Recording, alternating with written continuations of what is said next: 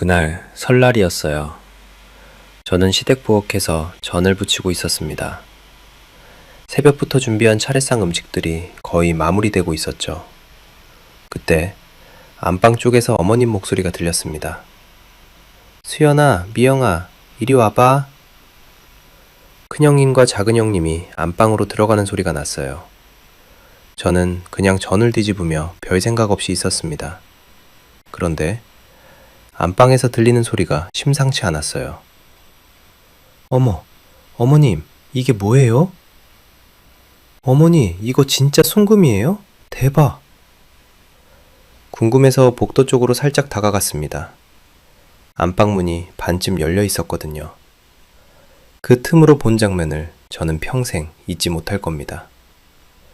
어머님이 큰형님과 작은형님 손목에 반짝이는 순금시계를 하나씩 채워주고 계셨어요. 두 분 다 입을 다물지 못하고 좋아하셨죠. 큰애는 보호망인데 체면이 있어야 하고 작은애는 교사니까 기 살려줘야지. 이건 체면이고 자산이야. 작은 형님이 바로 계산기를 두드리듯 말했습니다. 어머니, 요즘 금값 장난 아니게 올랐는데 센스 대박이시네요. 이거 재테크 가치만 해도 수백이 했어요. 큰형님도 웃으며 손목을 이리저리 돌렸어요. 어머니, 인증샷부터 찍어야겠어요. 우와, 진짜 예쁘다. 그때 제가 복도에 서 있는 걸 어머님이 보셨습니다. 표정이 싹박 바뀌더니 이렇게 말씀하셨어요. 막내는 은행원이라 돈 구경 많이 하잖아. 이런 거 필요 없지? 넌 남은 전이나 싸가라. 손에 들고 있던 뒤집개를 떨어뜨리면서 기름이 튀어 손에 화상을 입었습니다. 눈물이 핑 돌았지만 참았어요. 그 순간 5년간 제가 얼마나 바보같이 살았는지 깨달았거든요. 여러분의 구독, 좋아요는 더 많은 사연을 만드는 힘이 됩니다. 제 이야기를 처음부터 들려드려야 할 것 같습니다. 설날 그 순간까지 어떻게 왔는지 말이에요. 저는 서울 강서구에서 살고 있는 최윤서라고 합니다. 결혼 5년 차, 저는 남들이 보기엔 꽤 괜찮은 커리어 우먼이었습니다. 시중은행 PB센터 과장이라는 직함도 있었고 고객 자산 관리도 잘하는 편이었거든요. 숫자를 다루는 일이 제 적성에 맞았어요. 엑셀 시트 위에서 모든 게 명확해지는 그 느낌 좋아했습니다. 그런데 제 인생의 엑셀 시트는 언제부턴가 완전히 다른 방향으로 채워지고 있었어요. 설 명절 석 달 전쯤이었을 겁니다. 새벽 5시 알람이 울리기 전에 눈이 떠졌습니다. 요즘 계속 그랬어요. 잠을 설치는 게 습관이 되어버렸죠. 침대 옆 서랍에서 노트북을 꺼냈습니다. 그리고 늘 하던 작업을 시작했어요. 시댁 송금 내역 2020에 2024X 파일명부터 서글펐습니다. 5년간의 기록이 모두 여기 있었거든요.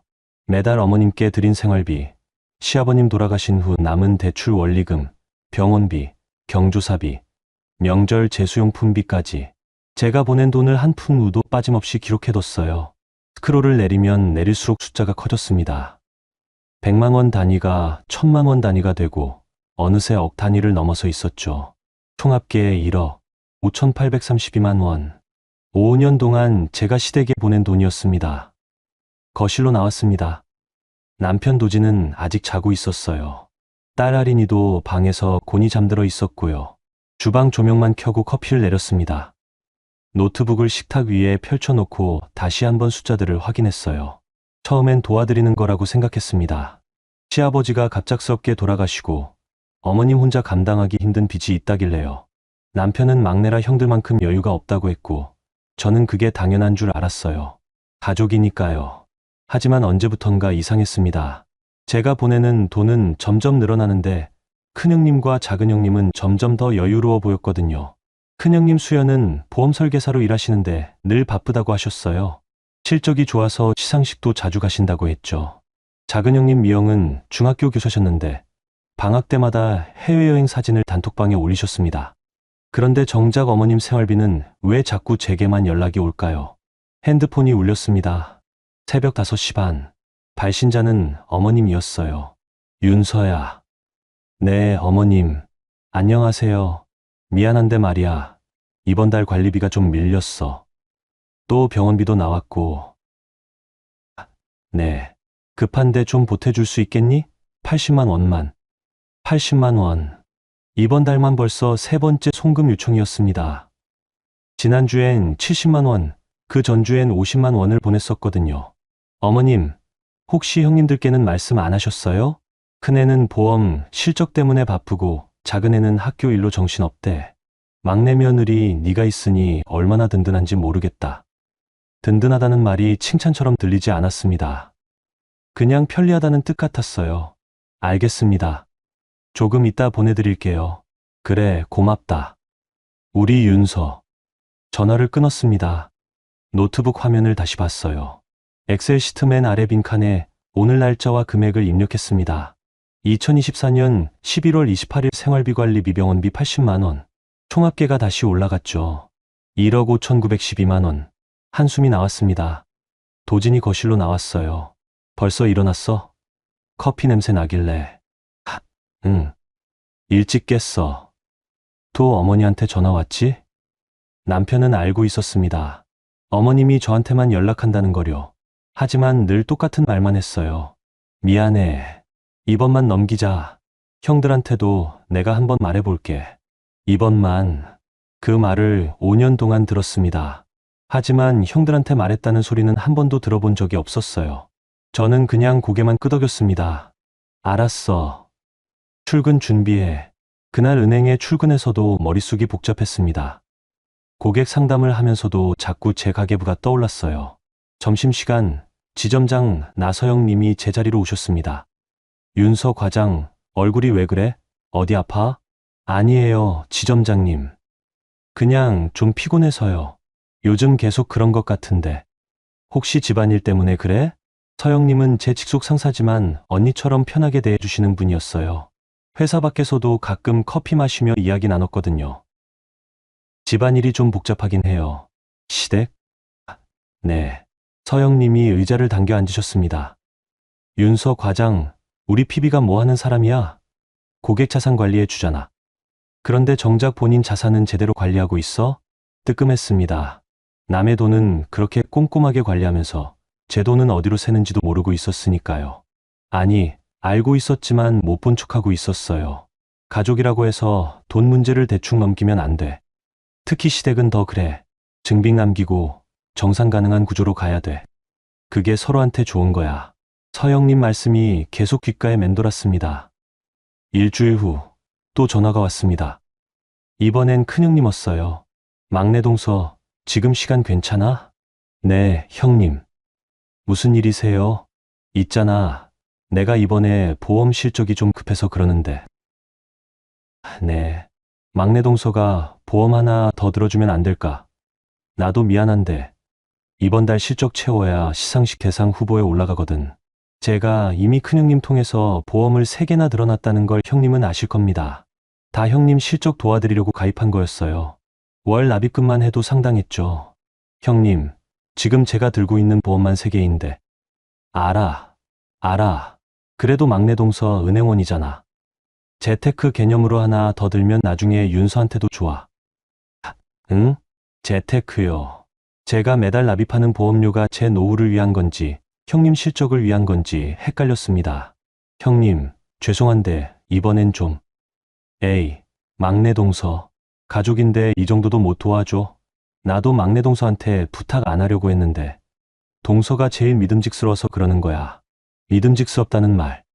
그 말이 왜 이렇게 무겁게 느껴졌을까요? 결국 또 승낙했습니다.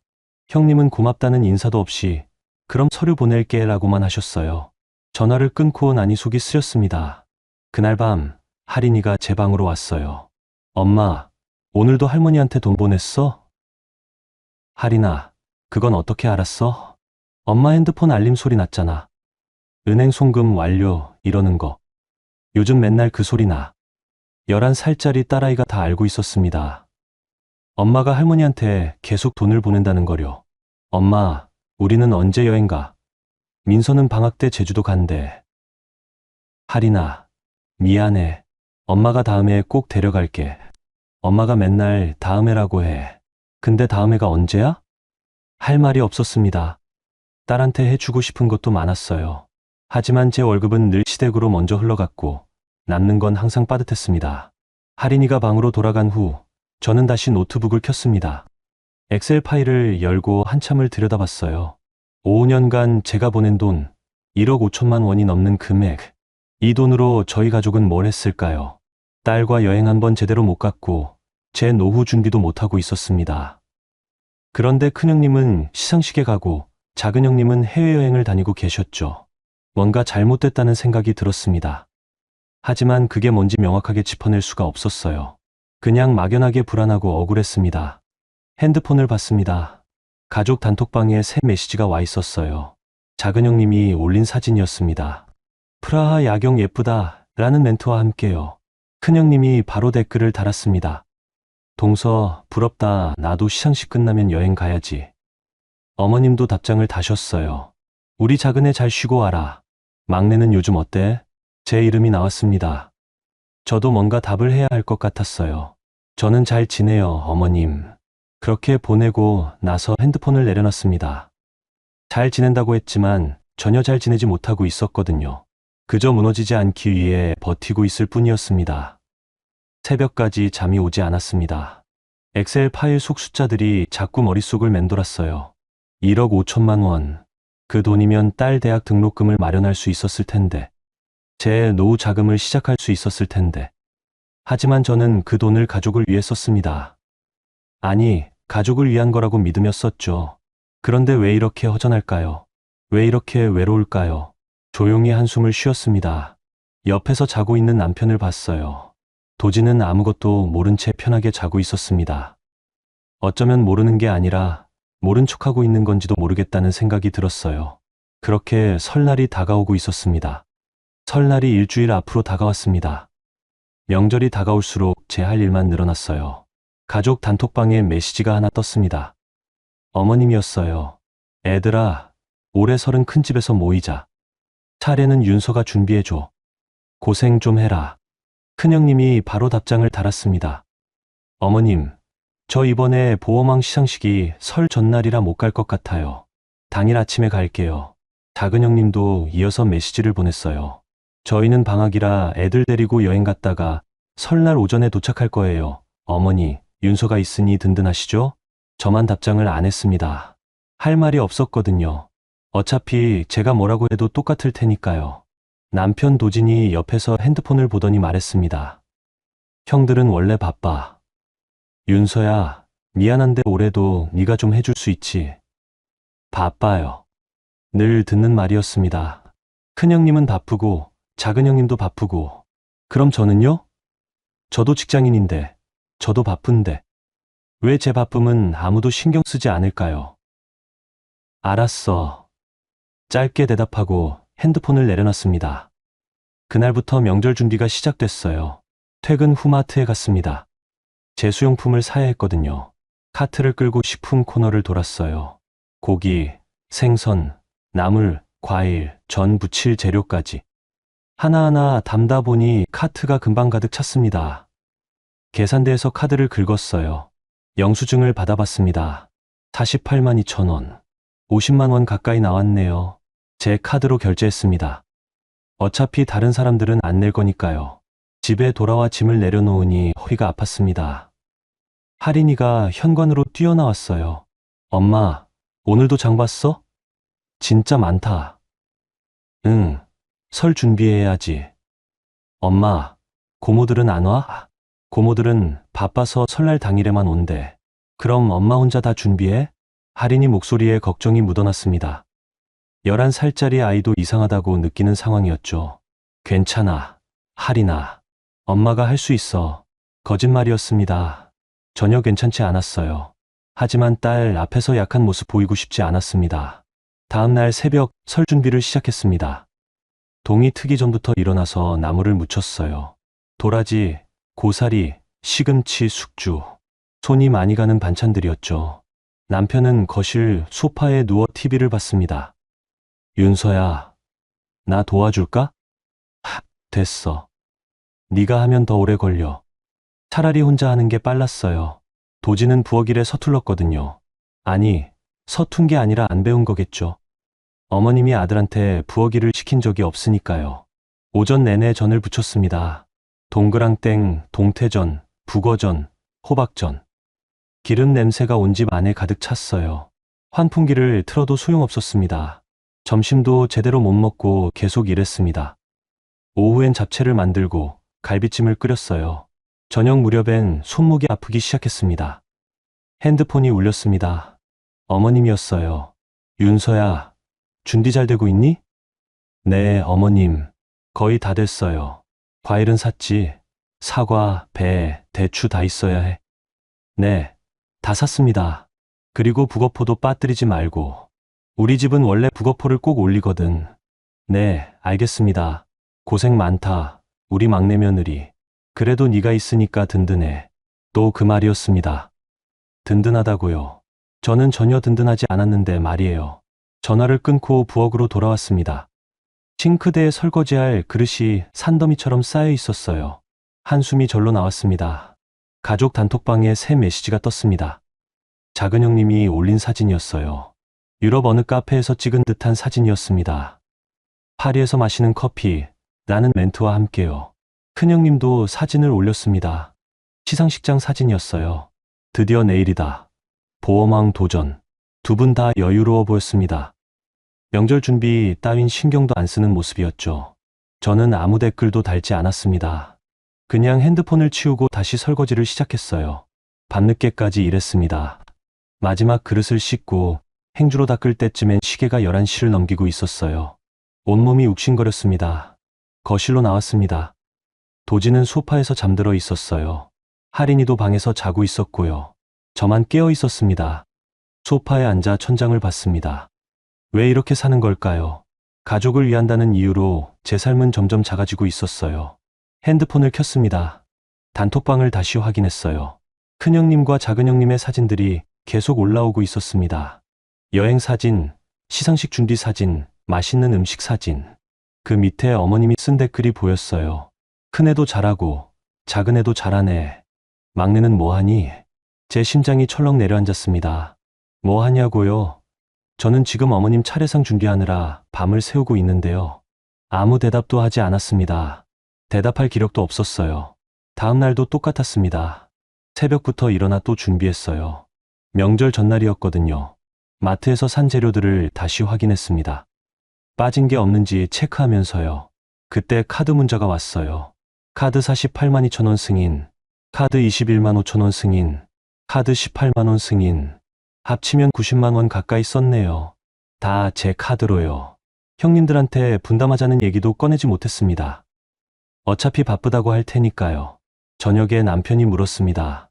윤서야, 내일 형들 오면 내가 좀 얘기해 볼까? 뭘? 명절 준비비 분담하자고. 네가 너무 혼자 부담하는 것 같아서. 처음으로 남편이 그런 말을 했습니다. 조금 놀랐어요. 하지만 기대는 하지 않았습니다. 해봐. 근데 형들이 들어줄 것 같아? 그래도 한번 말은 해봐야지. 도진의 목소리엔 확신이 없었습니다. 그냥 해야 할 말을 한다는 느낌이었어요.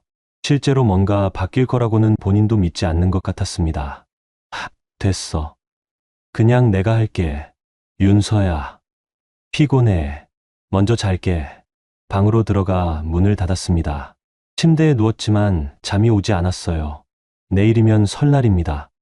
형님들이 오시겠죠. 그리고 또 똑같은 명절이 반복될 겁니다.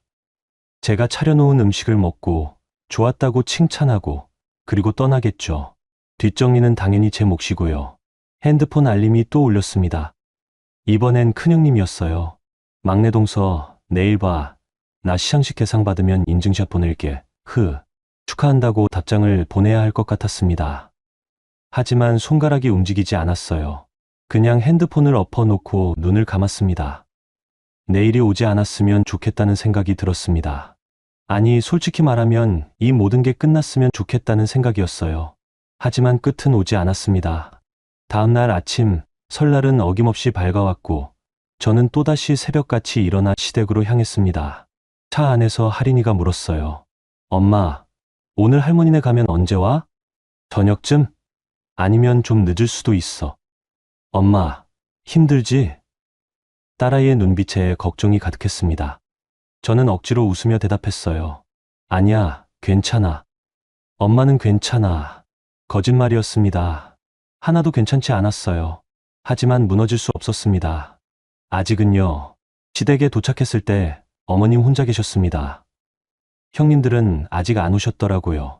어머님, 안녕하세요. 오냐, 윤서. 고생했어. 음식은 다 준비했지? 네. 차에 다 실어왔습니다. 트렁크를 열고 음식 그릇들을 하나씩 날랐습니다.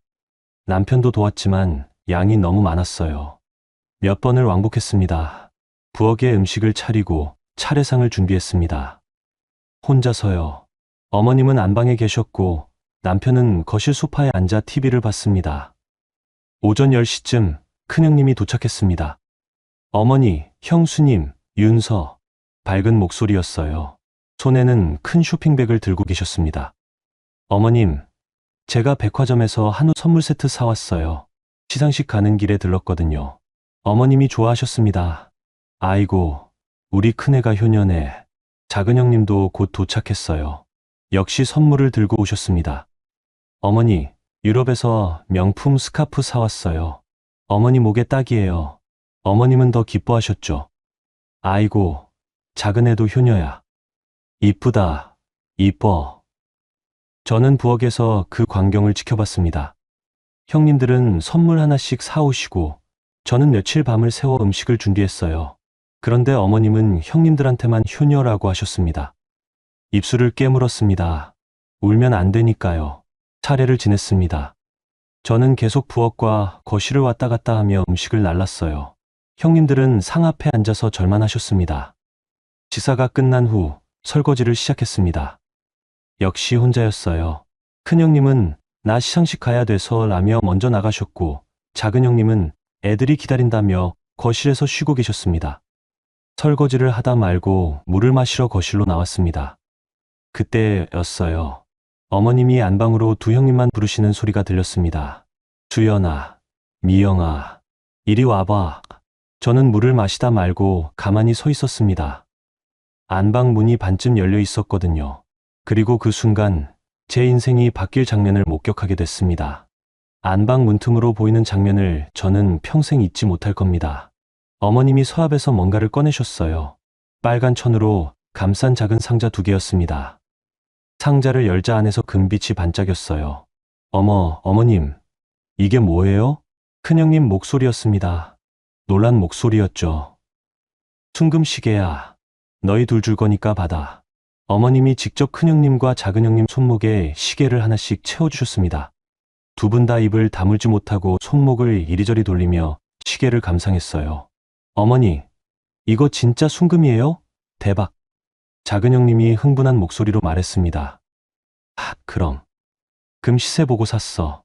큰애는 보험왕인데 체면이 있어야 하고 작은애는 교사니까 기 살려줘야지. 이건 체면이고 자산이야. 어머님 말씀에 두 형님이 웃으며 고개를 끄덕였습니다. 작은 형님이 바로 계산기를 두드리듯 말했어요. 어머니, 요즘 금값 장난 아니게 올랐는데 센스 대박이시네요. 이거 재테크 가치만 해도 수백이겠어요. 맞아. 동서.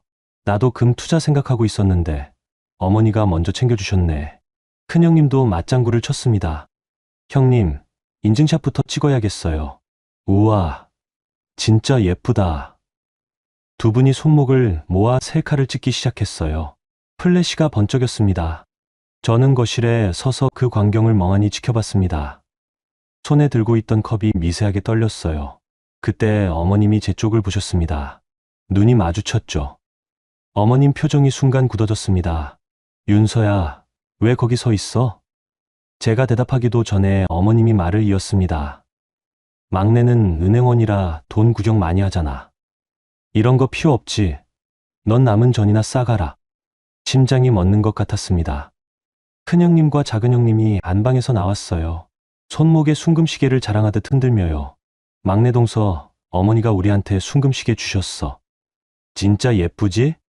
큰형님이 웃으며 손목을 제 앞에 내밀었습니다. 네, 예쁘네요. 겨우 그 말만 했습니다. 다른 말은 나오지 않았어요. 막내 동서도 나중에 받을 거 있을 거야. 그치, 어머니? 작은 형님이 어머님을 향해 물었습니다. 하지만 어머님은 대답 대신 부엌 쪽을 가리키셨어요. 윤서야, 전 다 붙였어. 설거지는? 아직 하고 있습니다. 그럼 빨리 마저 해. 손님들 올 시간 됐어. 저는 고개를 숙이고 부엌으로 돌아왔습니다. 싱크대 앞에 섰지만 손이 떨려서 그릇을 제대로 잡을 수가 없었어요. 5년이었습니다. 5년 동안 제가 보낸 돈이 1억 5천만 원이 넘었어요. 어머님 생활비, 병원비, 관리비, 대출 이자까지. 제 월급에서 상당 부분이 시댁으로 갔습니다. 그 돈으로 어머님은 순금시계를 사셨어요. 그런데 그걸 큰형님과 작은형님한테만 주셨습니다. 막내는 은행원이라 돈 구경 많이 하잖아. 그 말이 계속 귓가에 맴돌았습니다. 돈 구경을 많이 해서 순금시계가 필요 없다고요?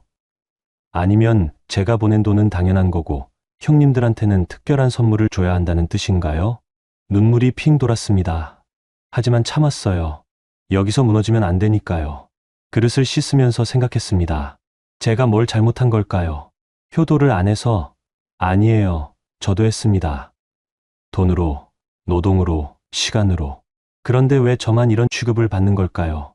설거지를 끝내고 나오니 거실에 친척들이 모여 있었습니다. 큰형님과 작은형님이 손목에 시계를 자랑하고 있었어요. 와, 수연아. 그거 진짜 순금이야? 응, 어머니가 주셨어. 진짜 예쁘지? 미영아, 너도 받았구나. 부럽다. 어머니 센스가 정말 좋으시지? 친척들이 감탄했습니다. 어머님은 흐뭇하게 웃으셨고요. 저는 구석에 서서 그 광경을 봤습니다. 아무도 제게 관심이 없었어요. 저는 그냥 부엌 일하는 사람, 설거지하는 사람, 뒷정리하는 사람일 뿐이었습니다. 할인이가 제 옆으로 왔습니다. 엄마, 왜 안 앉아 있어? 엄마는 괜찮아. 할인아, 너는 거실에서 과일 먹고 있어. 엄마도 같이 먹자. 할인이가 제 손을 잡아 끌었습니다. 거실로 나갔어요. 소파에 자리가 없어서 구석 의자에 앉았습니다. 큰형님이 계속 시계 이야기를 했어요. 동서, 요즘 금값이 진짜 많이 올랐잖아. 이거 투자 가치로만 봐도 몇백은 될 거야. 작은 형님도 거들었습니다. 맞아, 형님. 게다가 디자인도 예쁘고. 어머니 안목이 정말 좋으셔. 어머님이 흐뭇해 하셨습니다. 큰애는 사람들 많이 만나니까 이런 걸 차고 다녀야지. 작은애도 학교에서 선생님들한테 체면이 있어야 하고. 어머니, 감사합니다. 정말 잘 차고 다닐게요. 두 형님이 동시에 감사 인사를 했습니다. 저는 가만히 앉아 있었어요. 할 말이 없었습니다. 아니, 하고 싶은 말은 많았지만 꺼낼 수가 없었어요. 그때 친척 중 한 분이 물었습니다. 그런데 윤서도 뭐 받았어? 순간 거실이 조용해졌습니다. 어머님이 저를 힐끗 보시더니 말씀하셨어요. 막내는 은행 다니니까 돈 걱정 없잖아. 이런 거 굳이 안 줘도 돼. 그래도 며느리들한테 공평하게 주는 게. 공평, 큰애하고 작은애는 바쁘니까 명절 준비도 못 하는데 막내는 시간 많아서 다 해주잖아. 그게 공평한 거지. 어머님 말씀에 친척분이 더 이상 말을 잇지 못했습니다. 저도 아무 말 못했어요. 시간이 많아서요. 제가 시간이 많은 게 아니라 시간을 쪼개서 했던 건데요. 거실이 다시 시끌벅적해졌습니다. 하지만 제 귀엔 아무 소리도 들리지 않았어요. 남편 도진이 제 옆에 앉았습니다. 작은 목소리로 물었어요. 윤서야, 괜찮아? 응. 어머니가 좀 그러시네. 내가 나중에 얘기해 볼게. 됐어. 윤서야. 진짜 됐다니까. 목소리가 딱딱했습니다. 남편이 뭐라고 더 말하려다 입을 다물었어요. 저는 핸드폰을 꺼냈습니다. 엑셀 파일을 열었어요. 시댁 송금 내역이 20에 2024. 5년간의 기록이 거기 다 있었습니다. 스크롤을 내리며 숫자들을 봤습니다. 100만 원, 70만 원, 50만 원, 80만 원. 매달 빠짐없이 보낸 돈들이었어요. 그 돈이 지금 큰형님과 작은형님 손목에 걸려있는 순금시계가 됐구나. 씁쓸한 웃음이 나왔습니다. 저녁 식사 시간이 됐습니다. 또 부엌으로 가서 음식을 날랐어요. 전, 갈비찜, 잡채, 나물 반찬들. 제가 며칠 밤새워 만든 것들이었습니다. 윤서가 음식 솜씨가 좋네. 친척 한 분이 칭찬했습니다. 그럼요. 우리 막내 며느리 손맛 좋아요. 어머님이 대답하셨어요. 하지만 칭찬이 기쁘지 않았습니다. 그냥 일 더 시키려고 하는 말 같았거든요. 식사 후 또 설거지가 시작됐습니다. 이번에도 혼자였어요. 싱크대에 쌓인 그릇들을 보며 한숨을 쉬었습니다. 언제까지 이렇게 살아야 할까요? 그때 부엌 밖에서 어머님 목소리가 들렸습니다. 윤서는 참 착해. 시집 와서 우리 집 빚도 같이 갚아주고 일도 열심히 하고 정말 효부네요, 어머님. 친척분이 말했습니다. 그럼요. 돈도 잘 벌고 부엌 일도 잘하고 우리 막내 며느리 덕에 내가 사는 거지. 덕분에 산다고요. 그런데 왜 순금시계는 안 주셨을까요? 저는 그릇을 닦으며 눈물을 참았습니다. 울면 안 돼요. 아직은요. 설거지를 끝내고 나왔을 때 큰형님과 작은형님은 벌써 떠날 준비를 하고 계셨습니다. 어머니, 저희는 먼저 갈게요. 내일 출근해야 해서요. 그래, 수연아, 조심해서 가라. 어머니, 저희도 갈게요. 애들이 학원 가야 돼서요. 그래, 미영아, 잘 가. 두 형님이 순금시계를 차고 현관을 나섰습니다. 플래시가 번쩍이는 게 또 사진을 찍으시나 봅니다. 저도 떠나고 싶었습니다. 하지만 뒷정리가 남아 있었어요. 윤서야, 음식 남은 거 정리 좀 해라. 냉장고에 넣어놔. 네, 어머님. 결국 1시간을 더 일했습니다. 음식을 정리하고 냉장고에 넣고 쓰레기를 버리고 바닥까지 닦았어요. 모든 게 끝났을 때는 밤 9시가 넘어 있었습니다. 어머님, 저희도 이제 갈게요. 그래, 고생했어. 윤서 덕분에 설 잘 쉬었다. 어머님은 현관까지 나오지도 않으셨습니다. 안방에서 그냥 목소리만 들려왔어요. 차에 탔습니다. 남편이 시동을 걸었고 할인이는 뒷좌석에서 잠들어 있었습니다. 윤서야, 오늘 정말 고생 많았어. 남편이 미안하다는 듯 말했습니다. 응. 짧게 대답했어요. 더 말하고 싶지 않았습니다. 집으로 가는 길 창밖을 봤습니다. 어두운 밤거리가 스쳐 지나갔어요. 오늘 본 순금시계가 자꾸 떠올랐습니다. 큰형님과 작은형님 손목에서 반짝이던 그 금빛이요. 제 돈으로 산 시계였습니다. 제가 5년 동안 보낸 1억 5천만 원 중 일부가 저 시계가 됐어요. 그런데 그 시계는 제 손목이 아니라 형님들 손목에 있었습니다. 그 순간 뭔가가 딸깍하고 끊어지는 소리가 들렸습니다. 제 마음속 어딘가에서요. 더 이상 참을 수 없었습니다. 참아서도 안 됐어요. 집에 도착해서 할인이를 재우고 방으로 들어왔습니다. 노트북을 켰어요. 시댁 송금 내역이 020에 2024X 파일을 열고 숫자들을 다시 확인했습니다. 1억 5,832만 원. 이제 알았습니다. 이건 가족이 아니라 착취였어요. 제 헌신은 헌신이 아니라 당연한 의무 취급을 받았습니다. 더 이상 이렇게 살 수 없었습니다. 마우스를 움켜쥐었습니다. 손이 떨렸지만 이번엔 분노 때문이었어요. 이제 정산할 시간입니다. 시댁에서 돌아온 그날 밤 잠을 이룰 수 없었습니다. 침대에 누워 천장을 보며 계속 생각했어요. 오늘 본 장면들이 파노라마처럼 지나갔습니다. 순금시계를 받고 좋아하던 형님들, 당연하다는 듯 말하던 어머님, 그리고 침묵하던 남편. 새벽 3시쯤 됐을 겁니다. 더 이상 누워있을 수가 없어서 일어났어요. 거실로 나와 소파에 앉았습니다. 핸드폰을 켰습니다. 가족 단톡방에 메시지가 와 있었어요. 큰형님이 올린 사진이었습니다. 순금시계를 찬 손목 사진이었죠. 어머니 감사합니다. 잘 차고 다닐게요 라는 멘트와 함께요. 작은형님도 비슷한 사진을 올렸습니다. 역시 어머니 센스 최고. 금값 올랐는데 딱이네요. 어머님이 댓글을 다셨어요. 큰애 작은애 잘 어울린다. 막내는 뭐하니? 또 저를 부르셨네요. 뭐라고 답해야 할까요? 저는 설거지하느라 바빴습니다 라고 해야 하나요? 답장을 보내지 않았습니다. 그냥 핸드폰을 내려놓고 눈을 감았어요. 그때 남편 도진이 거실로 나왔습니다.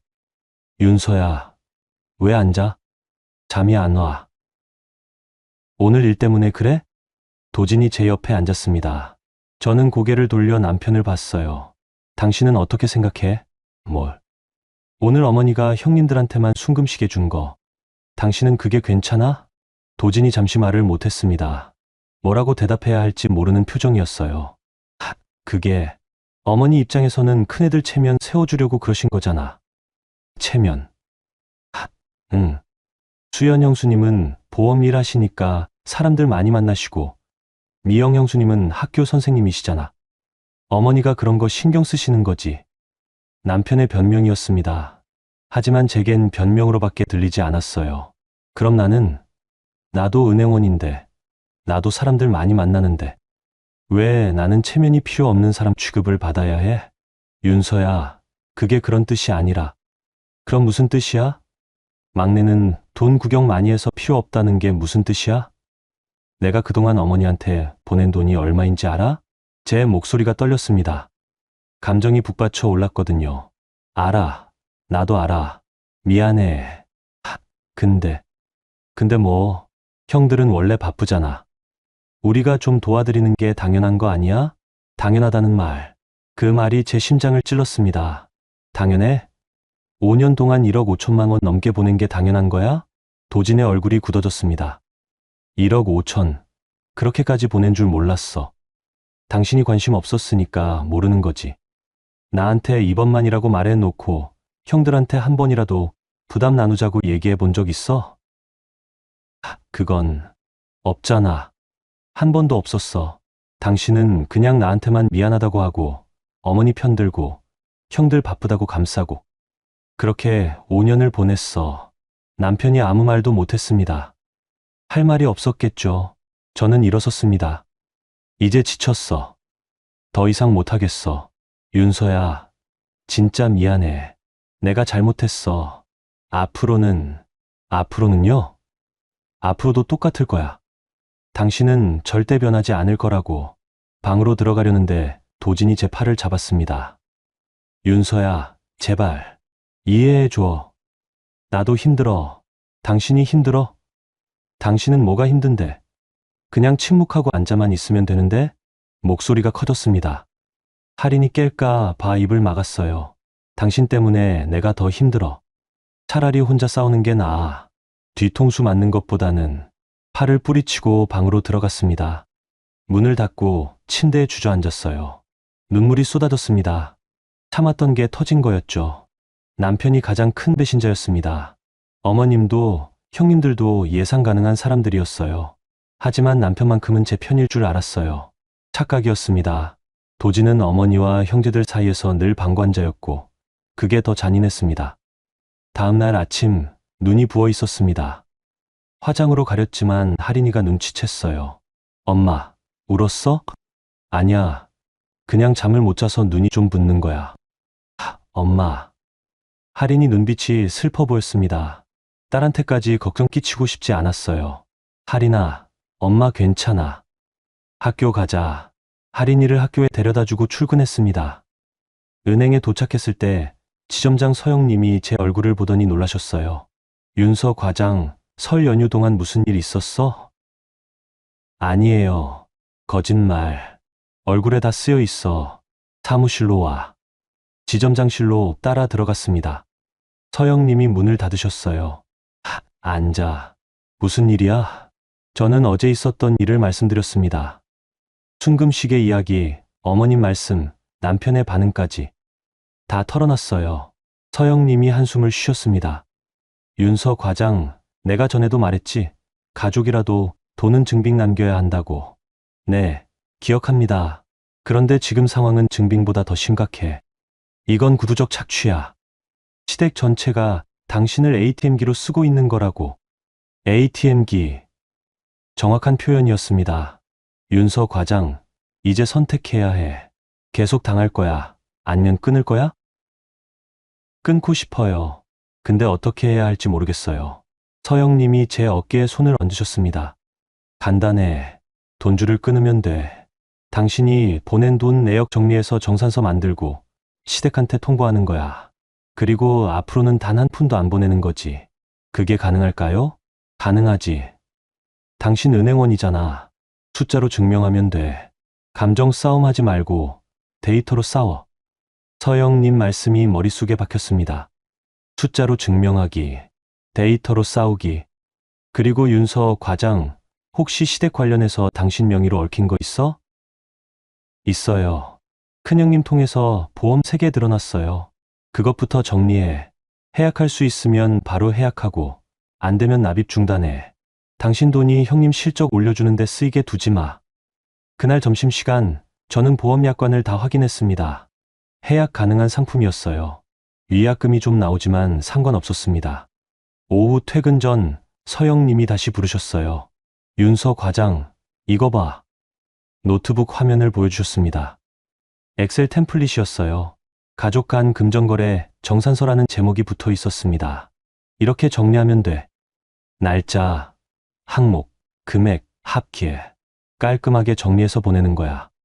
감정적으로 쓰지 말고 업무 보고서처럼 만들어. 감사합니다, 지점장님. 고마워할 거 없어. 당신 인생이야. 당신이 지켜야지. 집에 돌아와서 노트북을 켰습니다. 5년간의 송금 내역을 다시 정리하기 시작했어요. 날짜별로, 항목별로, 금액별로 하나하나 기록했습니다. 2020년 03월 15일 시어머니 생활비 80만 원, 2020년 03월 28일 병원비 45만 원, 2020년 04월 10일 대출 이자 120만 원. 리스트가 계속 늘어났습니다. 스크롤을 내려도 끝이 보이지 않았어요. 밤 12시가 넘어서야 정리가 끝났습니다. 총 합계 1억 5,832만 원, 1억 5,832만 원. 5년간 제가 시댁에 보낸 정확한 금액이었습니다. 파일을 저장했습니다. 시댁 부양정산서 최종. 스엑스. 이제 보낼 일만 남았습니다. 하지만 아직 한 가지 더 할 일이 있었어요. 보험 해약이었죠. 다음 날 점심시간, 보험사 고객센터에 전화를 걸었습니다. 고객님, 해약 사유가 어떻게 되시나요? 개인 사정입니다.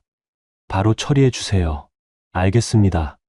3건 모두 해약 진행하시는 거죠? 네, 전부요. 전화를 끊었습니다. 손이 떨렸지만 후회는 없었어요. 오후에 큰형님한테서 전화가 왔습니다. 막내 동서, 무슨 일이야? 보험 해약했다고 연락 왔는데. 목소리에 당황한 기색이 역력했습니다. 네, 형님. 해약했어요. 왜? 갑자기 왜? 개인 사정이요. 막내 동서, 이거 내 실적이랑 연결된 건데. 지금 해약하면 나한테 환수금 청구 들어온단 말이야. 환수금. 실적 취소. 그게 중요한 거였나 봅니다. 제 재테크나 보장은 중요하지 않고요.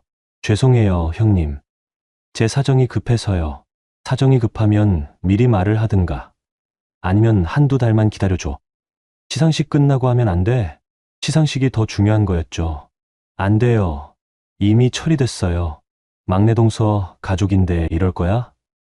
이건 너무한 거 아니야? 가족이라고요. 가족이면 순금 시기에도 공평하게 줘야 하는 거 아닌가요? 형님, 저도 가족이니까 이렇게라도 제 목 챙기는 거예요. 실례하겠습니다. 전화를 끊어버렸습니다. 핸드폰이 계속 울렸습니다. 큰형님, 작은형님, 어머님, 남편. 다 무시했어요. 퇴근 후 집에 왔을 때 남편이 현관에서 기다리고 있었습니다. 윤서야, 대체 무슨 짓이야? 형수님 보험 해약하고 어머니 자동이체도 끊었다며? 자동이체요? 아, 제가 오늘 은행에서 시어머니 명의로 설정된 자동이체도 전부 해지했었죠. 응, 끊었어. 왜? 왜 갑자기 이래? 갑자기요? 5년을 참았는데 갑자기라고요? 갑자기가 아니야. 5년 동안 쌓인 거야. 윤서야, 이건 너무 심한 거 아니야? 어머니가 얼마나 당황하셨는지 알아? 어머님이 당황하셨다고요. 제가 5년 동안 당황하고 상처받은 건 중요하지 않고요. 나도 당황했어. 어제 순금시계 볼 때 도진이 할 말을 잃었습니다. 윤서야, 당신은 계속 어머니 편만 들 거지. 그럴 줄 알았어. 그래서 혼자 결정한 거야. 혼자 결정하면 어떡해? 나는 남편이잖아. 남편이면 내 편을 들어줘야지. 근데 당신은 한 번도 내 편이었던 적이 없어. 방으로 들어가려는데 도진이 소쳤습니다. 윤서야, 가족이 뭔데 이래? 이러면 우리 가족 다 무너진다고. 멈춰섰습니다. 돌아보며 말했어요. 이미 무너졌어. 당신이 모르고 있었을 뿐이지. 방문을 닫았습니다. 할인이가 방 안에서 울고 있었습니다. 엄마, 아빠. 왜 싸워? 딸을 안아주었습니다. 하리나, 미안해. 엄마가 정리할 게 있어서 그래. 곧 괜찮아질 거야. 거짓말이 아니었습니다. 정말 곧 괜찮아질 거라고 믿었어요. 그날 밤 가족 단톡방에 파일을 올렸습니다. 시댁 부양정 산소 최종. 스엑스. 그리고 메시지를 썼습니다. 어머님, 형님들, 5년간 제가 보낸 금액을 정리했습니다. 총 1억 5,800만 원입니다. 이제부터는 각자 몫을 각자 책임져 주세요. 전송 버튼을 눌렀습니다. 단톡방이 순식간에 얼어붙었습니다. 그리고 지옥이 시작됐습니다. 정산서를 보낸 다음 날 아침 핸드폰이 미친 듯이 울렸습니다. 어머님, 큰형님, 작은형님, 남편. 5시부터 시작된 전화 공세였어요. 다 무시했습니다. 출근 준비를 하면서요. 하린이가 식탁에 앉아 걱정스러운 얼굴로 저를 봤어요. 엄마, 핸드폰 계속 울려. 괜찮아, 하린아. 엄마가 처리할게. 아침을 먹이고 학교에 데려다 줬습니다. 하린이를 내려주면서 꼭 안아줬어요. 하린아, 엄마 믿지? 응, 엄마. 조금만 시끄러울 거야. 그래도 괜찮아질 거니까 걱정하지 마. 하린이가 고개를 끄덕였습니다. 제 딸은 참 똑똑했어요. 11살밖에 안 됐지만 상황을 다 이해하고 있었습니다. 은행에 출근했을 때 지점장 서영님이 웃으며 물으셨어요. 보냈어? 네, 어젯밤에요. 반응은? 핸드폰이 폭발할 것 같아요. 당연하지. 지금까지 공짜로 쓰던 ATM기가 갑자기 멈췄으니까. 서영님이 커피를 건네주셨습니다. 윤서 과장, 오늘부터 며칠은 전쟁터야. 버틸 수 있어? 해야죠. 잘 생각했어. 가족이라는 이름으로 착취당하는 건 이제 그만해야 돼. 점심시간이 되자 남편한테서 문자가 왔습니다. 윤서야, 제발 전화 좀 받아. 어머니가 지금 난리 났어. 관리비도 못 내신대. 병원비도 밀렸고. 관리비요? 병원비요? 제가 그동안 혼자 다 냈던 그거 말하는 건가요? 답장을 보냈습니다. 형님들한테 부탁하세요. 저는 이제 안 합니다. 곧바로 전화가 왔습니다. 이번엔 받았어요. 윤서야, 대체 왜 이러는 거야? 도진 목소리에 짜증이 묻어났습니다. 왜 이러냐고요? 당신이 정말 모르는 거예요? 어머니 자동이체 끊고 형수님 보험까지 해약하고. 이게 정상이야? 정상이요. 제 돈 제가 관리하는 게 정상이죠. 가족인데 또 가족이라는 말이 나왔습니다. 가족이면요, 순금시계도 공평하게 줘야 하는 거 아니에요? 가족이면요, 명절 준비도 같이 해야 하는 거 아니에요? 그건 당신 어머니는 저를 가족으로 안 봤어요. 그냥 편리한 지갑이었죠. 그러니까 저도 이제 지갑 닫는 겁니다. 윤서야, 제발. 전화를 끊어버렸습니다. 오후 2시쯤 큰형님한테서 메시지가 왔어요. 막내 동서, 보험 해약 건은 진짜 너무한 것 같아. 나한테 환수금 400만 원 청구 들어왔어. 시상식도 취소됐고. 이거 어떻게 책임질 거야? 책임이요? 제가요? 답장을 보냈습니다. 형님, 그 보험은 제 돈으로 제가 가입한 거예요. 해약도 제 권리고요. 환수금은 형님 실적 관리 문제 아닌가요? 가족끼리 이렇게까지 할 거야? 내가 그동안 막내 동서한테 잘해줬는데. 잘해줬다고요? 언제요? 형님이 저한테 잘해주신 기억이 없는데요. 보험 가입 압박하시고, 명절엔 빠지시고, 순금시계는 혼자 받으시고. 그게 잘해주신 거예요? 더 이상 답장이 오지 않았습니다. 저녁 무렵 작은 형님한테서도 연락이 왔어요. 막내 동서, 어머니가 나한테 생활비 달라고 하시는데 나도 형편이 빠듯해. 공무원 월급이 뻔하잖아. 막내 동서가 좀 도와줘. 빵 터질 뻔했습니다. 유럽 여행 다녀오신 분이 형편이 빠듯하다고요? 형님, 저도 형편이 빠듯해요. 5년 동안 1억 5천만 원 보냈더니 여유가 없네요. 형님이 도와주세요. 막내 동서, 진짜 이럴 거야? 가족이잖아. 또 가족이라는 단어가 나왔습니다. 편할 때만 가족이네요. 가족이면 부양 의무도 공평하게 나눠야죠. 정산서 보셨죠? 1억 5,800만 원을 형님들과 3등분하면 각자 5천만 원씩이에요. 제가 이미 다 냈으니까 이제 형님들 차례예요. 답장이 없었습니다. 집에 돌아왔을 때 남편이 소파에 앉아 있었어요. 얼굴이 심각했습니다. 윤서야, 앉아봐. 무슨 일인데? 어머니가 이번 달 관리비를 못 내셨대. 그리고 병원비도 밀려서 진료를 못 받으신다고 하셔. 저는 가방을 내려놓고 남편을 봤습니다. 그래서요? 그래서 우리가 좀 도와드려야 하는 거 아니야? 형들한테 부탁하세요. 형들도 다 사정이 있잖아. 사정이요. 늘 듣던 말이었죠. 나도 사정 있어요. 5년 동안 1억 5천만 원 보낸 사정이요. 윤서야, 그건 알겠는데. 알겠으면 됐어요. 이제 형들 차례예요. 당신이 형들한테 부탁하세요. 저는 안 해요. 도진이 한숨을 쉬었습니다.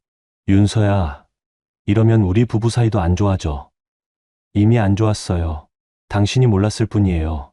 냉정한 말이었지만 사실이었습니다. 남편은 5년 동안 제 고통을 외면했어요. 지금 와서 부부 사이 운운하는 게 우습기만 했습니다. 며칠이 지났습니다. 시댁에서 연락은 계속 왔지만 전부 무시했어요.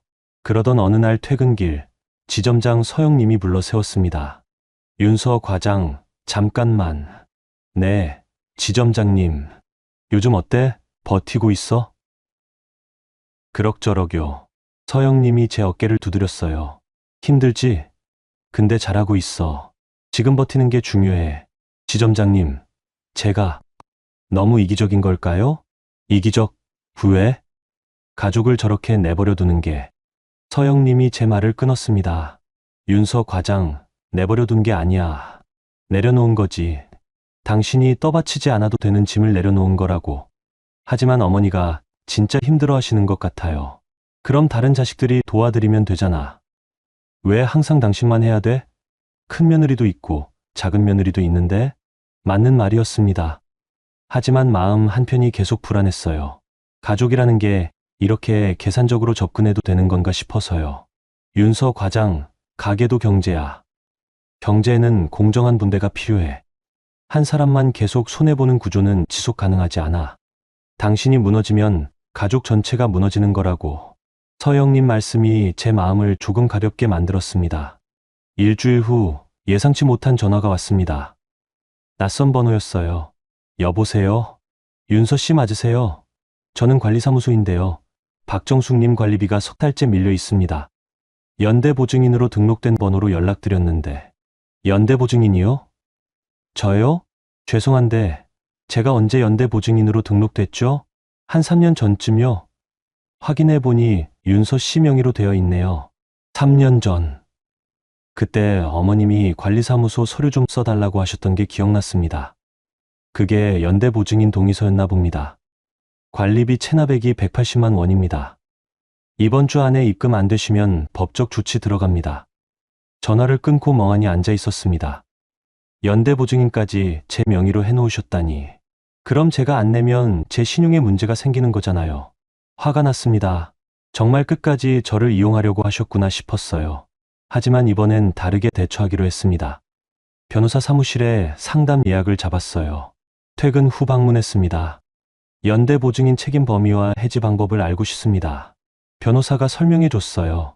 연대보증인은 쉽게 빠질 수 없지만 채무자가 다른 보증인을 세우면 가능하다고요. 시어머니께 통보하세요. 다른 보증인 세우지 않으면 법적으로 대응하겠다고요. 변호사 조언대로 내용 증명을 보냈습니다. 박정숙 귀하. 본인은 귀하의 관리비 연대보증인에서 즉시 해임을 요구합니다. 한 달 내로 다른 보증인을 세우지 않을 경우 법적 조치를 취하겠습니다. 최윤서. 내용 증명을 보낸 후 어머님한테서 전화가 왔습니다. 윤서야, 이게 무슨 짓이야? 목소리에 분노가 가득했습니다. 어머님, 연대보증인을 제 동의 없이 제 명의로 해놓으신 거 아세요? 그게 뭐가 문제야? 가족인데. 또 가족이라는 말이 나왔습니다. 가족이라고 사기치는 건 범죄예요, 어머님. 제가 법적으로 대응할 수도 있어요. 뭐? 네가 지금 나한테 법 운운하는 거야? 네. 5년 동안 보낸 1억 5천만 원도 증빙 다 있어요. 필요하면 법원에 제출할 수도 있고요. 어머님이 말문이 막힌 것 같았습니다. 넌 정말. 어머님, 큰아들이랑 작은아들한테 부탁하세요. 저는 이제 안 합니다. 전화를 끊었습니다. 손이 떨렸지만 후회하지 않았어요. 그날 밤, 할인이가 물었습니다. 엄마, 이제 우리 돈은 우리만 써? 딸의 질문에 눈물이 핑 돌았습니다. 응, 할인아. 이제 엄마가 할인이 대학 등록금 모을 거야. 우리 여행도 가고. 진짜, 진짜. 약속해. 할인이가 제 품에 안겼습니다. 엄마, 사랑해. 엄마도 사랑해. 우리 딸. 그 순간 제 선택이 옳았다는 확신이 들었습니다. 며칠 후 은행 업무 중에 새로운 통장을 개설했어요. 최할인 교육자금 명의로요. 첫 입금액은 200만 원이었습니다. 시댁에 안 보낸 돈으로 딸 미래를 시작하는 거였어요. 통장을 만들면서 웃음이 나왔습니다. 처음으로 제 돈을 제 가족을 위해 쓰는 기분이었거든요. 지점장 서영님이 지나가다 보시고 웃으셨어요. 윤서 과장, 표정 좋은데? 뭐 좋은 일 있어? 네, 딸 교육자금 통장 만들었어요. 잘했어. 이제 진짜 시작이네. 네, 진짜 시작이었습니다. 복수는 소리 지르며 하는 게 아니었어요. 조용히 차갑게 숫자로 하는 거였습니다.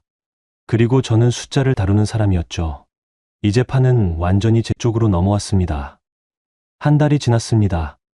시댁에서 연락은 계속 왔지만 전부 무시했어요. 대신 제 통장은 점점 두둑해지고 있었습니다. 시댁에 안 보낸 돈이 제 계좌에 쌓였거든요. 매달 평균 150만 원씩 절약되고 있었어요. 할인이 교육자금 통장에도 꾸준히 입금했습니다. 벌써 500만 원이 넘었어요. 엄마, 이거 다 내 대학 등록금이야? 할인이가 통장을 보며 신기해했습니다. 응, 엄마가 할인이 위해 모으는 거야. 엄마 최고. 딸의 웃는 얼굴을 보니 마음이 따뜻해졌어요. 2월 초 어느 날 아침 출근하려는데 남편이 말했습니다. 윤서야, 오늘 퇴근하고 시간 좀 내줄 수 있어? 왜? 어머니 만나자고 하시는데. 어머님을요? 싫어요. 만날 거 없어요. 제발, 한 번만. 어머니가 직접 사과하고 싶대. 사과요? 어머님이요? 믿기지 않았지만 궁금하기도 했습니다. 어떤 식으로 나오실지요? 알았어요. 근데 공개 장소에서 만날 거예요. 시댁 가기 싫어요. 응. 카페에서 만나자고 할게. 퇴근 후 약속 장소로 갔습니다. 집 근처 카페였어요. 어머님이 이미 와 계셨습니다. 남편도 함께 있었고요. 어머님. 인사를 했지만 목소리에 온기는 없었습니다. 윤서야, 앉아라. 어머님 얼굴이 많이 수척해 보였어요.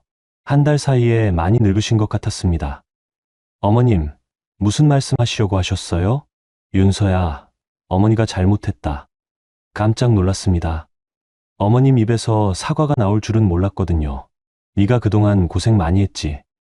어머니가 너무 당연하게 생각했어. 순금시계 일도 어머니가 생각이 짧았어. 너한테도 줬어야 했는데. 늦은 사과였지만 일단 들어는 봤습니다. 그래서요? 그러니까 윤서야, 이제 다시 예전처럼 지내자. 어머니가 앞으로 잘할게. 예전처럼이요? 제가 1억 5천만 원 더 보내면서 살라고요? 어머님, 예전으로 못 돌아가요.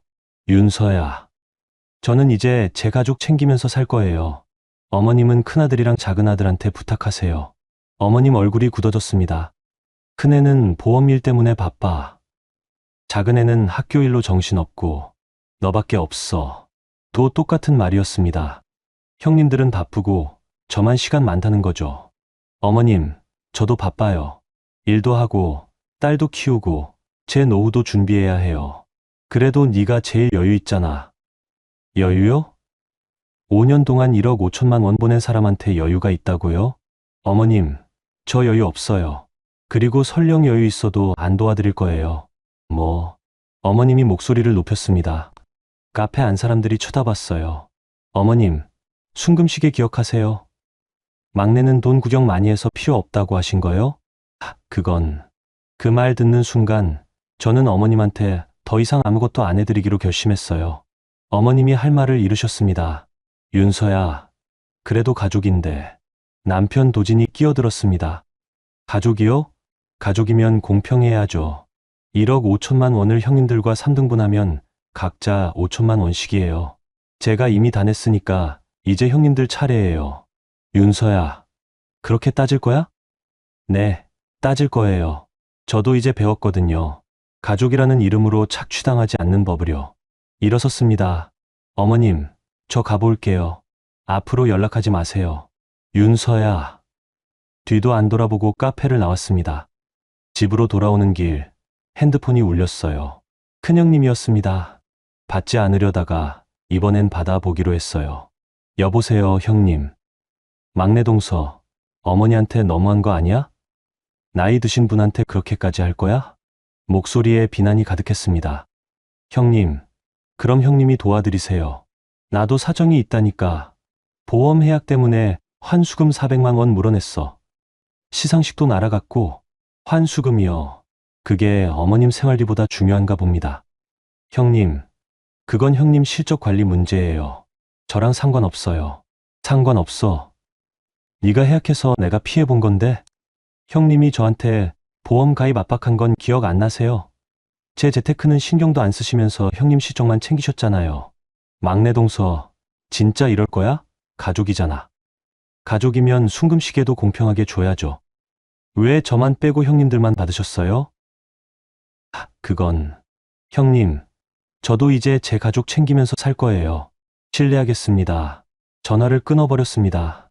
다음날 출근길, 지점장 서영님이 물으셨어요. 어제 시어머니 만났다며? 어땠어? 사과하신다고 하셨어요. 근데 받아들일 수 없었어요. 당연하지. 진심 어린 사과가 아니잖아. 그냥 돈줄 다시 연결하려는 거지. 정확한 분석이었습니다. 지점장님, 제가 너무 냉정한 걸까요? 냉정? 윤서 과장, 당신은 지금 현명한 거야. 냉정과 현명을 헷갈리지 마. 서영, 님 말씀이 위로가 됐습니다.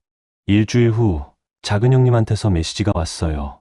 막내 동서, 어머니가 진짜 힘들어 하시는데 좀 도와줄 수 없어? 나도 월급쟁이라 빠듯하거든. 유럽 여행 다녀온 분이 빠듯하다고요? 답장을 보냈습니다. 형님, 저도 빠듯해요. 5년 동안 1억 5천만 원 보냈더니 여유가 하나도 없네요. 형님 여행비 일부만 어머님께 드려도 몇 달은 충분하실 것 같은데요? 막내 동서, 그게 무슨 말이야? 내 여행비가 뭐가 문제야? 문제 없어요. 다만 저한테 돈 달라고 하지 마세요. 형님도 벌어서 쓰시잖아요. 저도 제가 번 돈 제가 쓸 거예요. 더 이상 답장이 오지 않았습니다. 며칠 후 남편한테서 충격적인 소식을 들었습니다. 윤서야, 어머니가 병원에 못 가신대. 병원비가 없어서. 그래서요? 그래서 우리가 좀 형들한테 부탁하세요. 형들도 다 어렵대. 저도 어려워요. 윤서야, 사람이 아프신데. 남편이 목소리를 높였습니다. 그럼 당신이 내세요. 당신 월급으로요. 내 월급은 우리 생활비로 다 나가잖아. 그럼 어머님께 카드론 권해드리세요. 아니면 형들이 십시일반으로 모으면 되죠. 윤서야, 저는 5년 동안 혼자 다 했어요. 이제 형들 차례예요. 저는 딸 교육자금 모으기 바빠요. 남편이 한숨을 쉬며 나갔습니다. 그날 밤 혼자 앉아 생각했어요. 제가 너무 냉정한 걸까요? 하지만 마음 한편에선 확신이 들었습니다. 이대로 계속 무너지며 살 순 없다고요. 할인이를 받습니다. 딸이 책상에서 숙제하고 있었어요. 이 아이의 미래를 위해서라도 저는 무너지면 안 됐습니다.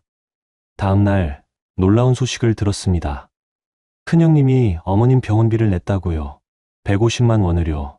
막내 동서, 이번엔 내가 냈어. 근데 다음부턴 돌아가면서 하자. 공평하게. 메시지를 보고 피식 웃음이 나왔습니다. 드디어 형님들도 움직이기 시작했나 봅니다. 제가 버티니까요. 답장을 보냈습니다. 형님, 고생하셨어요. 앞으로도 형님들끼리 잘 나눠서 하세요. 저는 이제 빠질게요. 막내 동서, 그래도 가끔은. 안 돼요. 저는 이미 제 몫 다 했어요. 이제 형님들 차례예요. 확실히 선을 그었습니다. 그날 저녁 은행 업무를 마치고 할인이를 데리러 갔어요. 엄마, 오늘 선생님이 칭찬해 주셨어. 우와, 무슨 칭찬? 수학 시험 100점 받았대. 할인이가 신나게 말했습니다. 우리 할인이 최고다. 엄마가 오늘 치킨 사줄게. 진짜? 와. 딸과 함께 치킨집에 들렀습니다. 예전엔 이런 사소한 행복도 누리기 힘들었어요. 시댁에 돈 보내느라 우리 모녀는 늘 빠듯하게 살았거든요. 하지만 이제 달랐습니다. 제 돈으로 제 딸과 행복한 시간을 보낼 수 있었어요. 치킨을 먹으며 할인이가 물었습니다. 엄마, 이제 할머니한테 안 가도 돼? 응, 당분간은 안 갈 거야. 좋아. 엄마랑 둘이 있는 게 더 좋아. 딸의 솔직한 말에 눈시울이 뜨거워졌습니다. 집에 돌아와 노트북을 켰어요. 가계부를 확인했습니다. 시댁에 안 보낸 돈으로 한 달 만에 300만 원이 모였더라고요. 통장 잔고를 보니 뿌듯했습니다. 처음으로 제 인생을 제가 살고 있다는 느낌이 들었거든요. 핸드폰을 봤습니다. 어머님한테서 마지막 메시지가 와 있었어요. 윤서야, 어머니가 잘못했다. 용서해다오. 용서요. 쉽게 할 수 있는 게 아니었습니다. 답장을 보냈습니다. 어머님, 용서는 시간이 필요해요. 그리고 진심 어린 변화가 있어야 해요. 말만으로는 안 돼요. 더 이상 답장은 오지 않았습니다. 창밖을 봤어요. 어느새 봄이 오고 있었습니다. 긴 겨울이 지나고 따뜻한 봄이 오듯이 제 인생에도 봄이 찾아오고 있었습니다. 혼자서 조용히 미소 지었습니다. 이제 진짜 시작입니다. 봄이 왔습니다. 계절이 바뀌듯 시댁의 풍경도 바뀌고 있었어요. 3월 중순 남편한테서 놀라운 소식을 들었습니다. 윤서야, 수연 형수님이 보험왕 시상식에서 탈락했대. 그래요? 별 감흥이 없었습니다. 제 일이 아니니까요. 해약 환수금 때문에 실적이 마이너스가 됐대.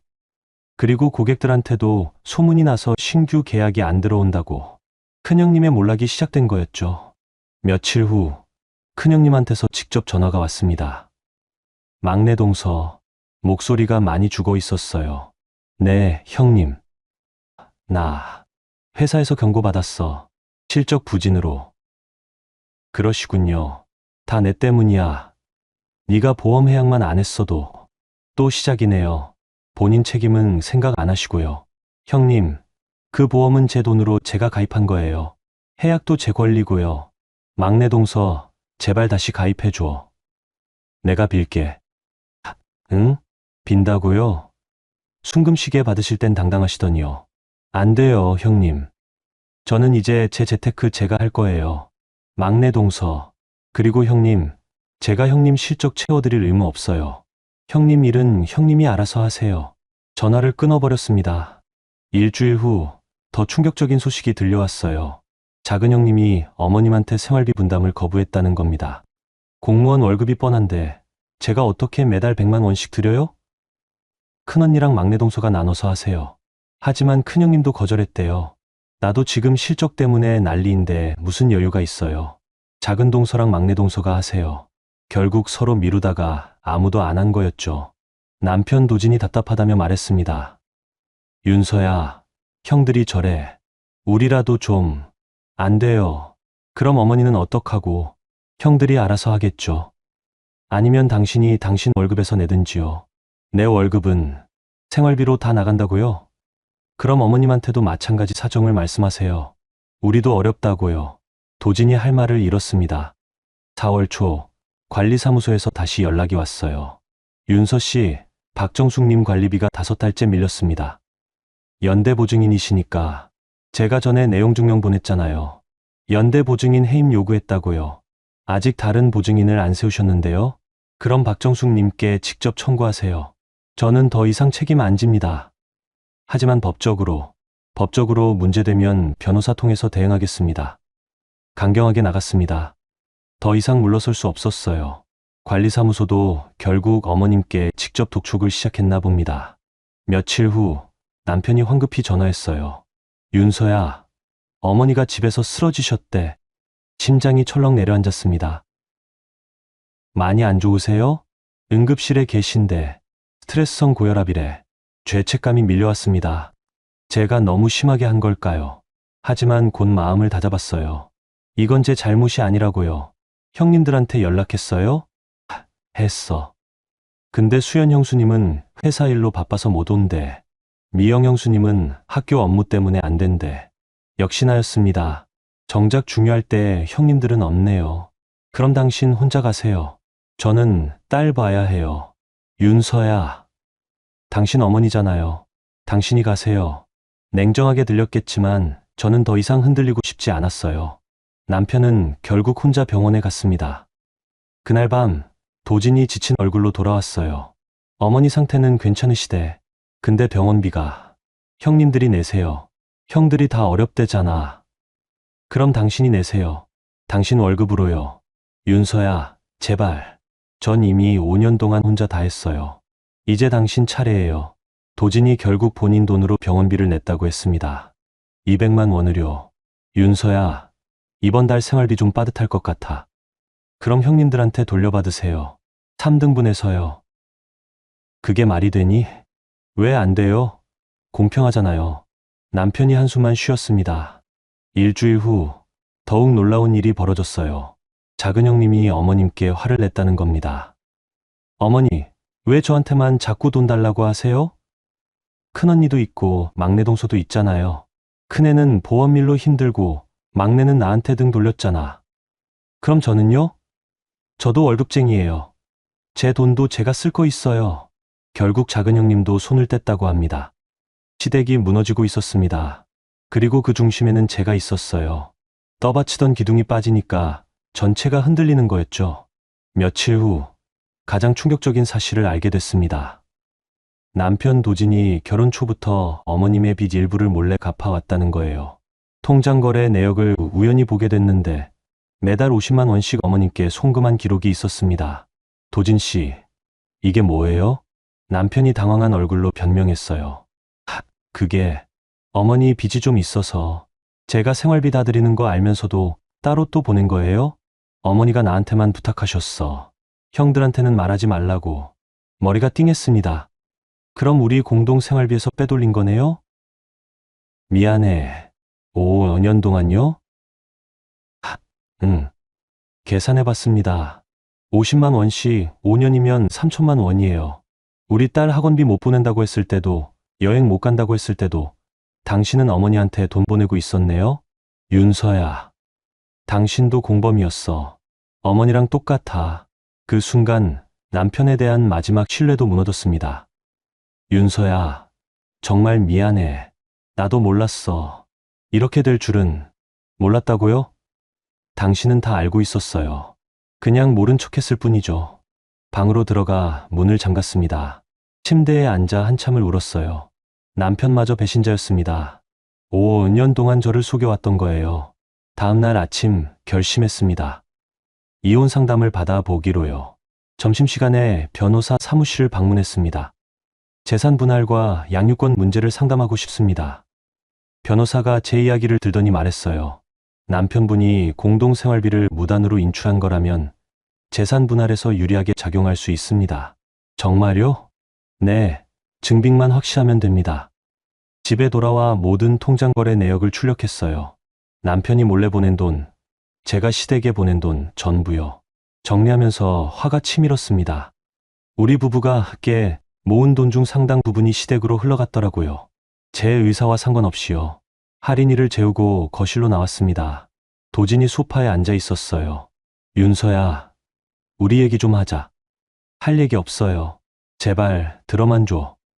나도 잘못했어. 정말 미안해. 미안하다고 다 해요? 5년 동안 저를 속인 건 어떡하고요? 나도 어쩔 수 없었어. 어머니가. 또 어머니 탓이에요? 당신은 어른이잖아요. 선택할 수 있었잖아요. 도진이 고개를 떨어뜨렸습니다. 윤서야, 이혼까지 생각하는 거야? 생각 중이에요. 제발 그러지 마. 할인이 생각해서라도, 할인이 생각하니까 더 이혼해야 할 것 같은데요. 이런 아빠 밑에서 자라면 우리 딸도 나중에 당하면서 살 거예요. 충격적인 말이었지만 진심이었습니다. 도진이 아무 말도 못했어요. 당신한테 일주일 드릴게요. 그동안 생각해 보세요. 제대로 된 사과와 변화를 보여주든지 아니면 우리 각자 길 가든지요. 방으로 들어가 문을 닫았습니다. 핸드폰을 봤어요. 어머님한테서 메시지가 와 있었습니다. 윤서야, 어머니가 정말 잘못했다. 제발 용서해다오. 나 없이는 못 산다. 없이 못 산다고요. 5년 동안 저를 착취해 놓고요. 답장을 보냈습니다. 어머님, 저 없이도 사실 수 있어요. 아들 셋 있잖아요. 그분들한테 부탁하세요. 더 이상 답장은 오지 않았습니다. 창밖을 봤어요. 벚꽃이 피고 있었습니다. 봄은 왔지만 제 마음은 여전히 겨울 같았어요.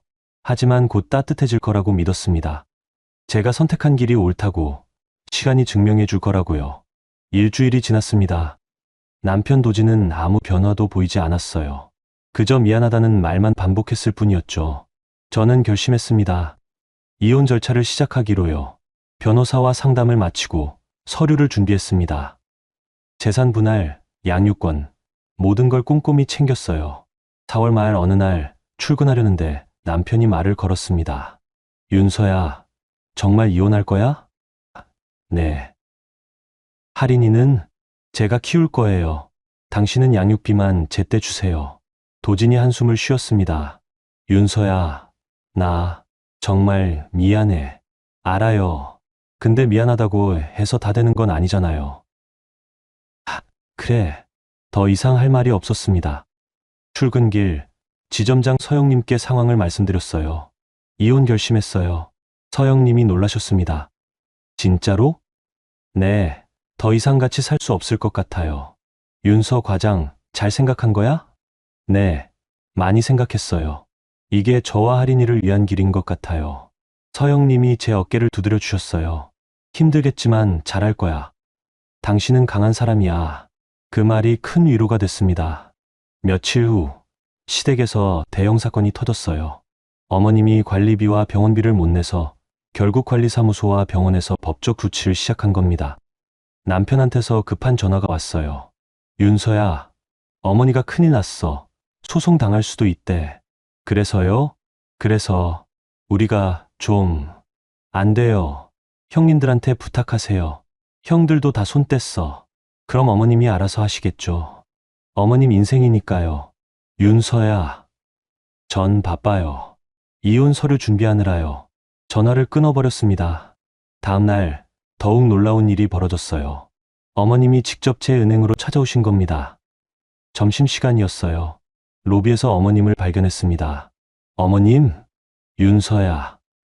어머님은 많이 초췌해 보이셨어요. 한 달 사이에 더 늙으신 것 같았습니다. 어머님, 여기는 왜 오셨어요? 윤서야, 제발 어머니 좀 도와줘. 나 이제 정말 끝이야. 목소리에 절박함이 묻어났습니다. 주변 고객들이 쳐다봤어요. 민망했지만 무시할 수도 없었습니다. 어머님, 일단 밖으로 나가시죠. 은행 밖 벤치로 모셨습니다. 어머님, 무슨 일이세요? 윤서야, 관리비가 600만 원이 밀렸어. 병원비도 300만 원이고 이러다 집에서 쫓겨날 것 같아. 형님들한테 부탁하셨어요? 했어. 근데 큰애는 회사에서 잘릴 것 같다고 하고 작은애는 자기도 어렵다고 하고 결국 아무도 안 도와드린 거네요. 윤서야, 네가 좀 도와줘. 응, 어머니가 잘못했어. 제발. 어머님이 제 손을 잡으셨어요. 예전 같았으면 마음이 흔들렸을 겁니다. 하지만 이젠 아니었어요. 어머님, 저 도와드릴 수 없어요. 윤서야, 5년 동안 1억 5천만 원 보냈어요. 이제 제 차례는 끝났어요. 그럼 나보고 어떡하라고. 아드님들한테 부탁하세요. 큰아들, 작은아들, 막내아들. 셋이서 나눠서 하시면 되잖아요. 얘들이 다 어렵다니까. 그럼 어머님이 알아서 하세요. 공공복지 서비스도 있고 노인 지원 제도도 있어요. 제가 안내해 드릴까요? 차갑게 말했습니다. 더 이상 흔들리지 않기 위해서요. 어머님 얼굴이 굳어졌습니다. 넌 정말 인정머리 없는 애구나. 그럴 수도 있죠. 그래도 제가 제 인생은 살아야 하니까요. 윤서야, 나중에 후회할 거야. 안 해요. 전 이미 5년 동안 후회하면서 살았어요. 이제는 후회 없이 살 거예요. 일어섰습니다. 어머님, 전 들어가 봐야 해요. 손님들 기다리고 있어서요. 윤서야. 뒤도 안 돌아보고 은행으로 들어갔습니다. 로비를 지나는데 경비 아저씨가 말을 걸었어요. 저기 손님, 밖에 계신 분이 제 시어머니세요. 혹시 계속 여기 계시면 조용히 모셔다 드려주세요. 알겠습니다. 상담실로 돌아왔습니다. 손이 떨렸지만 후회는 없었어요. 점심시간이 끝나고 업무를 재개했습니다. 고객 상담을 하면서도 마음 한편이 복잡했어요. 그때 서영님이 저를 부르셨습니다. 윤서 과장, 괜찮아? 네. 로비에 시어머니 오신 거 봤어. 많이 힘들었겠다. 괜찮아요. 이제 익숙해졌어요. 윤서 과장, 당신 정말 강해졌네. 강해진 게 아니라 그냥 더 이상 물러설 곳이 없어서요. 서영님이 웃으셨어요. 그게 강한 거야. 잘하고 있어. 퇴근 후 집에 돌아왔습니다. 하린이가 현관에서 저를 맞이했어요. 엄마, 오늘 학교에서 상 받았어. 진짜? 무슨 상? 모범상. 짜잔. 하린이가 상장을 보여줬습니다. 우와, 우리 딸 최고다. 딸을 안아주었어요. 이런 순간들이 저를 버티게 만들었습니다. 저녁을 먹고 하린이를 재웠습니다. 거실로 나오니 남편이 앉아 있었어요. 윤서야, 오늘 어머니가 은행에 갔다며. 네. 어떻게 됐어? 안 도와드렸어요. 도진이 한숨을 쉬었습니다. 윤서야, 정말 끝까지 이럴 거야? 끝까지요? 이게 제 시작이에요. 그래. 더 이상 대화가 이어지지 않았습니다. 며칠 후 결정적인 소식이 들려왔어요. 어머님이 결국 집을 팔기로 결정하셨다는 겁니다. 관리비와 병원비를 감당할 수 없어서 집을 정리하고 작은 원룸으로 이사 가신다고요. 큰형님과 작은형님이 난리가 났대요. 어머니, 그 집은 우리 재산인데 어머니가 어떻게 마음대로 파세요. 하지만 어머님은 단호했다고 합니다. 너희가 도와주지 않으니 내가 알아서 해야지. 결국 집이 팔렸고 어머님은 작은 원룸으로 이사하셨어요. 남은 돈으로 빚을 갚고 생활비로 쓰신다고 했습니다. 큰형님한테서 원망 섞인 메시지가 왔어요. 막내 동서, 이게 다 내 책임이야. 네가 어머니 도와줬으면 이렇게까지 안 됐어. 피식 웃음이 나왔습니다. 답장을 보냈어요. 형님, 그건 형님 책임이에요. 형님이 어머님 도와드렸으면 이렇게 안 됐겠죠. 저는 이미 제 몫 다 했어요. 더 이상 답장은 오지 않았습니다. 5월 초 따뜻한 봄날이었어요. 하린이와 함께 공원에 나갔습니다. 벚꽃은 이미 졌지만 실록이 아름다웠어요. 엄마, 여기 예쁘다. 그치? 우리 자주 오자. 응. 하린이가 신나게 뛰어다녔습니다. 벤치에 앉아 딸을 바라봤어요. 행복한 얼굴이었습니다. 핸드폰을 꺼내 통장을 확인했습니다. 최아린 교육자금 통장 잔고가 1,000만 원을 넘었더라고요. 시댁에 안 보낸 돈으로 몇 달 만에 이렇게 모았습니다. 뿌듯했어요. 처음으로 제 인생을 제가 설계하고 있다는 느낌이 들었습니다. 그때 남편한테서 문자가 왔어요. 윤서야, 이혼 서류에 서명할게. 하린이는 네가 키워. 양육비는 매달 100만 원씩 보낼게. 미안해. 드디어 끝이 보였습니다. 슬프기도 했지만 동시에 홀가분했어요. 이제 진짜 새 출발을 할 수 있겠다는 생각이 들었습니다. 며칠 후 이혼 서류를 제출했어요. 법원에서 나오는 길 하늘을 봤습니다. 맑고 푸른 하늘이었어요. 5년 만에 처음으로 자유를 느꼈습니다. 집에 돌아와 하린이에게 말했어요.